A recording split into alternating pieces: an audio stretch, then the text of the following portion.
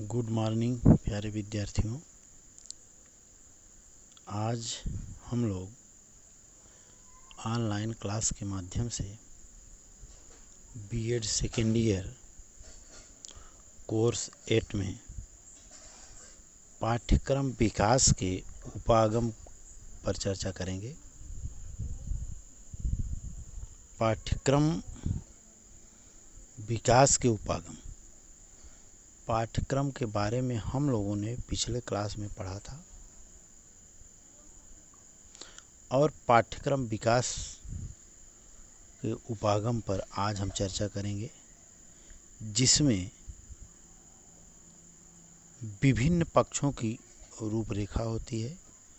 यह उन प्रतिमानों का संगठन है जिसका शिक्षक अधिगमकर्ताओं को अनुभव प्रदान करने में अनुसरण करता है। अब पाठ्यक्रम विकास के जो विभिन्न उपागम हैं उन पे हम एक एक करके नज़र डालेंगे, जिसमें पहला विषय केंद्रित उपागम है, दूसरा विस्तृत क्षेत्र उपागम, तीसरा सामाजिक समस्या उपागम, चौथा अधिगमकर्ता केंद्रित उपागम, व्यवहारवादी उपागम, निर्माणवादी उपागम, पर्यावरणीय उपागम, दक्षता आधारित उपागम। इसको जब हम लोग एक एक करके देखते हैं तो सबसे पहले हम चर्चा करेंगे कि विषय केंद्रित उपागम क्या है। विषय केंद्रित उपागम के अनुसार पाठ्यक्रम विभिन्न विषय क्षेत्रों द्वारा संगठित किया जाता है। यह पाठ्यक्रम जो होता है विषय केंद्रित उपागम मीन्स विभिन्न विषयों को एकत्रित करके संगठित किया जाता है। यह पाठ्यक्रम विकास में सबसे अधिक उपयोग किए जाने वाला उपागम है। यही पाठ्यक्रम ऐसा है जो सबसे अधिक उपयोग किया जाता है।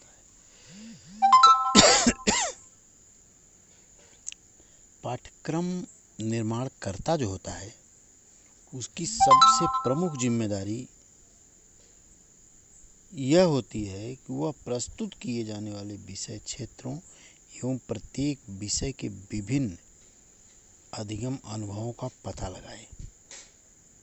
अध्ययन का कार्यक्रम विभिन्न विषयों जैसे भाषा, गणित, विज्ञान, सामाजिक अध्ययन आदि में विभाजित किया जा सकता है।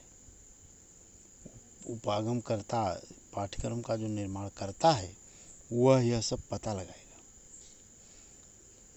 दूसरा जब हम लोग चर्चा करेंगे वह है व्यापक क्षेत्र उपागम। व्यापक क्षेत्र उपागम क्या है? इसमें दो या दो से अधिक विषय क्षेत्रों के एक एकल व्यापक में क्षेत्र में प्रस्तुत करके संगठित किया जाता है।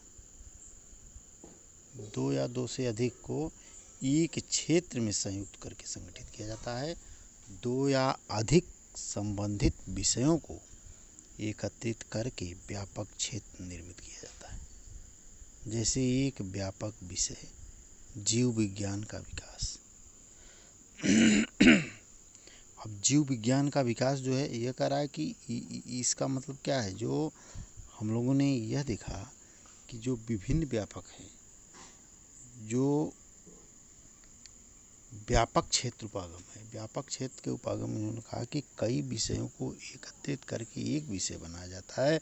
जैसे कहा कि जीव विज्ञान का विकास क्या है, जीव विज्ञान का विकास जैसे प्राणी शास्त्र, वनस्पति शास्त्र, शारीरिक के ज्ञान को संगठित करके किया जाता है। इन सब को एक संगठित करके एक जीव विज्ञान का निर्माण किया जाता है।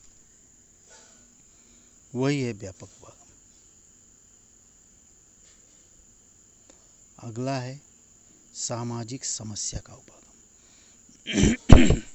सामाजिक समस्या का उपागम जिसको हम लोग नाम से ही जानते हैं कि यह जो उपागम है, हम पाठ्यक्रम का निर्माण समाज में पाई जाने वाली मुख्य समस्याओं के आधार बनाकर करते हैं। इस उपागम द्वारा जो पाठ्यक्रम बनाया जाता है वह अधिगमकर्ताओं में सामाजिक समस्याओं के प्रति चेतना जागृत करता है और उन्हें इन समस्याओं को हल करने योग्य बनाता है।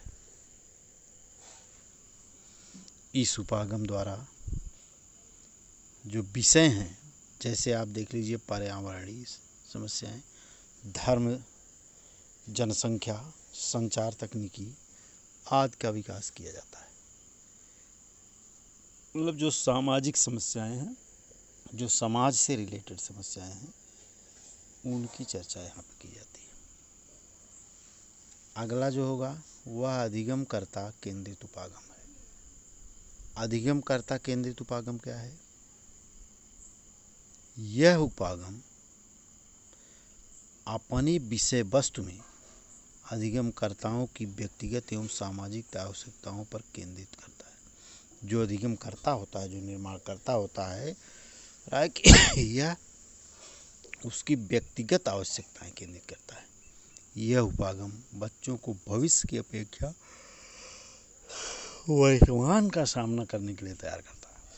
अधिगमकर्ता केंद्रित उपागम जो होता है, कहा कि बच्चों को भविष्य के लिए नहीं तैयार करता, यह वर्तमान को सुधारने के लिए अवसर देता है। अधिगमकर्ताओं की आवश्यकताओं की पूर्ति के लिए उद्देश्यपूर्ण और मनोवैज्ञानिक अधिगम अनुभवों की योजना बनानी चाहिए। अधिगम अनुभव अधिगमकर्ताओं की विकासात्मक आवश्यकताएं जैसे क्षेत्र, समूह, अंतःक्रिया, व्यक्तिगत मूल्यों का विकास किशोरावस्था में होने वाले विकासात्मक परिवर्तनों से संबंधित होने चाहिए। यह आपका अधिगमकर्ता केंद्रित उपागम हो गया। इस तरह हम यह देखते हैं कि ये जो उपागम हैं, यह पाठ्यक्रम के जो विकास है, पाठ्यक्रम के विकास में महत्वपूर्ण योगदान देते हैं, जिसमें हम देखते हैं कि विषय केंद्रित उपागम से लेकर के समाज की समस्या, व्यापक क्षेत्र और स्व केंद्रित, चाहे उसमें विस्तृत क्षेत्र उपागम हो, चाहे सामाजिक समस्या उपागम हो, अधिगमकर्ता केंद्रित उपागम हो, ये सब क्या है? इसमें यह विस्तृत क्षेत्र में और एक विषय जो होता है वह विषय को लेकर के और सामाजिक समस्या को लेकर के, इसका उद्देश्य बालक को भावी जीवन के साथ साथ संपूर्ण जीवन का विकास करना, बालक को संपूर्ण जीवन में आने वाली समस्याओं के लिए तैयार करना, इस तरह का जो पाठ्यक्रम होता है, यह कहा जाता है कि इस पाठ्यक्रम विकास के उपागम में जब हम नज़र डालते हैं विषय केंद्रित उपागम पर, तो उसमें होता है कि जो नियोजनकर्ता होता है, निर्माणकर्ता जो होता है, सबसे प्रमुख जिम्मेदारी उसकी यह होती है कि वह विभिन्न विषयों के अनुभवों का पता लगाए। वह विभिन्न विषयों के अनुभवों का पता लगाए, इसके बाद उसके निचोड़ को यहाँ रखे, जिसमें हमने आपको दिखाया है, आपने पढ़ा कि भाषा, गणित, विज्ञान, सामाजिक अध्ययन इत्यादि क्षेत्र हैं। और वही चीज़ जब हम व्यापक क्षेत्र पे नज़र डालते हैं कि व्यापक क्या है, व्यापक विशाल होता है, तो उसके में कहा है कि यह जो है 2 या 2 से अधिक संबंधित विषयों को एकत्रित करके व्यापक क्षेत्र निर्मित किया जाता है। जिसमें आपको हमने उदाहरण में बताया, जब हम जीव विज्ञान को लेते हैं तो उसमें क्या है, प्राणी शास्त्र है, वनस्पति शास्त्र है, शारीरिक ज्ञान है, जीव विज्ञान तो ही है। तो इस तरह से कई विषयों को ले एकत्रित करके जब वह एक विषय बनाया जाता है, वह विषय केंद्रित होता है। और जब सामाजिक समस्या पर ध्यान देते हैं तो सामाजिक समस्या क्या है कि मीन्स इसमें जो है इस तरह का जो उपागम होता है, इस तरह के उपागम में हम यह देखते हैं कि सामाजिक समस्याओं पर फोकस किया जाता है। ऐसी समस्याएं इस पाठ्यक्रम के तहत ऐसी समस्याओं को रखा जाता है, ऐसे पाठ्यक्रम को बनाया जाता है जो समाज से रिलेटेड हो, किसी व्यक्ति विशेष पर नहीं होना चाहिए। इसमें आपने देखा कि जैसे पर्यावरणीय समस्याएं क्या है, वह समाज की समस्या है, किसी पर्टिकुलर किसी एक व्यक्ति की समस्या नहीं है। धर्म क्या है, बहुत सारे लोग धर्म में होंगे। जनसंख्या, संचार, तकनीकी आदि, ये सब विकास जो किया जाता है वो किसी पर्टिकुलर एक व्यक्ति के तहत नहीं किया जाता है। लेकिन जब हम अधिगमकर्ता की बात करते हैं तो अधिगमकर्ता जो होता है वह कहा है कि यह सामाजिक तो ठीक है, सामाजिक के साथ साथ व्यक्तिगत समस्याओं को भी यह डालता है, जिसका जो मुख्य उद्देश्य है, आप कह लीजिए कि इसका मेन उद्देश्य होता है, जो अधिगमकर्ता केंद्रित उपागम है उसका मेन उद्देश्य होता है कि विद्यार्थियों को, बालकों को, प्रशिक्षुओं को वर्तमान के लिए तैयार करना। यह भविष्य के लिए नहीं तैयार करता है, यह किसी उद्देश्य की पूर्ति नहीं करता है, यह वर्तमान के लिए तैयार करता है कि बालक वर्तमान के लिए तैयार हो। इसमें जैसे क्षेत्र, समूह, अंतरक्रिया, व्यक्तिगत मूल्य, ये सब क्या है, यह किसी व्यक्ति को, किसी बालक को वर्तमान के लिए तैयार